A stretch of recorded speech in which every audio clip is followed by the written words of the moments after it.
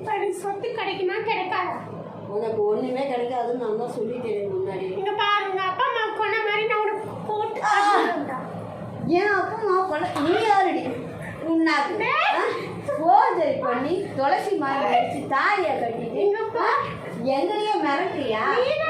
சொத்துக்காக நீ என்ன அட்டகாசப்பட்ட ஒன்றை போட்டு தரணும். நீ ஒன்றை போட்டு தரலாம் நீ அழகு துளசி நினைச்சு கட்டினி. போலீஸ் வந்துட்டாங்க. இவளை ஈத்துட்டு போங்க முதல்ல.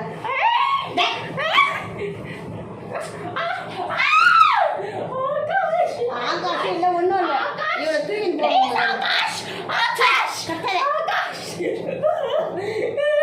தாலி கைட்டு கொடுத்து போடி முதல்ல.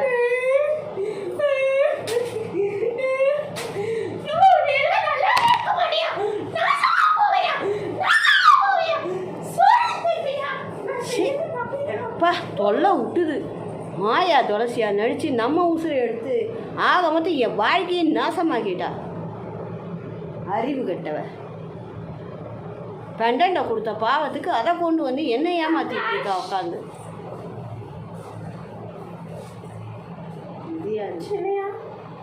நீ எப்போ உன்ன மாதிரில இது பிரச்சனையெல்லாம் முடிஞ்சு நீ எப்படி வெளியில் வந்த? அது வந்துட்டு அவங்க வச்சு குற்றவாளி அரெஸ்ட் பண்ணதுமே என்ன விட்டுட்டாங்க சின்னையா. ஒரே மாதிரி தோட்டத்தில் இருக்கிறதுனால எவ்வளோ பிரச்சனை பற்றியா? என் அப்பா அம்மாவே இழந்துட்டு உன்னால நான் பாவம். எங்கள் அப்பா அம்மா எந்த தப்புமே செய்யாதவங்க. கவலைப்படாதீங்க சின்னையா, நான் இருக்கேன்ல உங்க கூட. நீங்கள் ஒன்றுத்துக்கும் கவலைப்படாதீங்க, நான் உங்களை பத்திரமா பார்த்துக்குவேன் சின்னையா.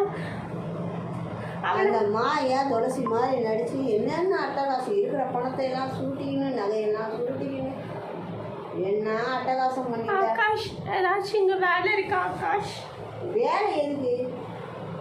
என்னது வேலை? அப்போ நான் எப்படி ஆகாஷ் இந்த வீட்டு மகாராணி ஆக போகிறேன். உனக்கு எதுக்கு வேலை? மகாராணியா? ஆமாம். எப்படி? நான் உனக்கு கல்யாணம் பண்ணிட்டேன் மகாராணி தானே. அது எதுக்கு நீங்கள் கல்யாணம் பண்ணீங்க? பின்ன எனக்கு புதுசு பொண்ணு நீ தானே.